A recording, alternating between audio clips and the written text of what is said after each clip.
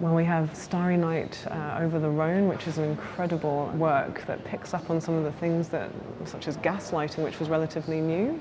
When he was in London and looking at regular intervals of light reflected on the river. We have three self-portraits in the exhibition, all quite different. This one was painted at the hospital in Saint-Rémy, one of the last portraits that he painted.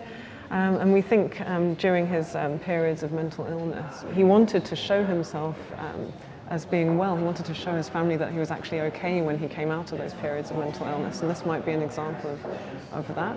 We also have, very lucky to have the sunflowers from the National Gallery, which is incredible to see here back at the Tate.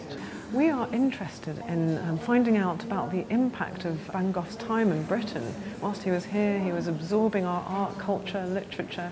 We can see the influences of that playing out throughout his career, right until the end of his life.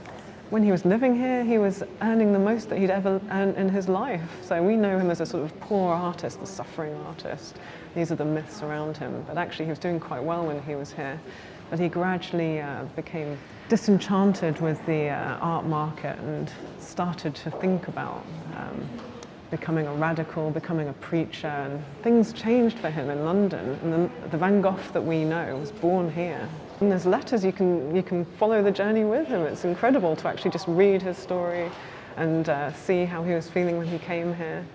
But no, a lot of people will be surprised to know that he lived in North Brixton or Stockwell, lodging at a school.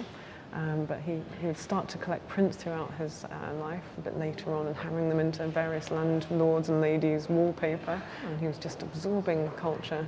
He was really able to speak 4 different languages, and he had already read a lot of Dickens and Shakespeare before he arrived here as a young man.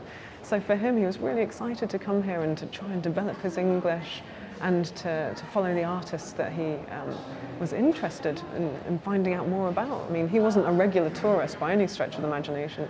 He shunned Madame Tussauds over going to local galleries. He would go to the British Museum, the National Gallery, where he saw Hobbema's Avenue at Middleharness, which has this tree-lined motif, and something that he picks up and runs with. Actually, he's always interested in autumn and these tree-lined avenues, something that plays out throughout his life. I hope that the visitors will really get a chance to look at these works up close, see those brush marks, feel that they're close to the person, but also take away with them a better understanding of how people and nations actually look at Van Gogh through the century, how he is perceived and how that changes. We also wanted to look at the mental health aspects of all of this, to try and separate them out. It's not necessarily the case that one thing informs the other. His work stands alone.